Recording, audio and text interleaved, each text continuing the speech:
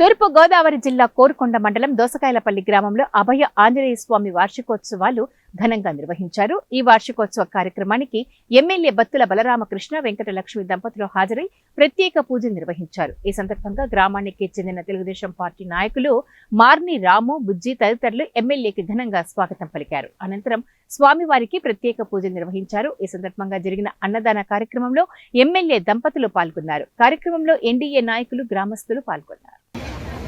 రాజానగరం నియోజకవర్గం కోరుకొండ మండలం దోసకాయలపల్లిలో ఈ యొక్క పేరుగాంచినటువంటి శ్రీ ఆంజనేయ స్వామి వారి ఉత్సవాలు జరుగుతున్నాయి. వీరు ప్రతి ఏటా కూడా సంక్రాంతికి వివిధ చోట్ల హైదరాబాదు, చెన్నై, బెంగళూరు ఇలాగ మహానగరాల్లో నివసించే వారందరూ కూడా సంక్రాంతికి ఈ దోసకాయలపల్లి గ్రామం వస్తుంటారు.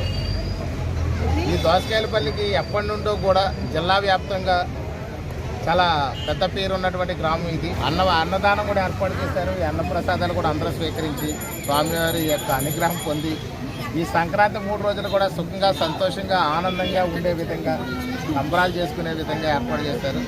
దీనికి మార్ని బుజ్జి గారు, మార్ని రాము గారు, అదేవిధంగా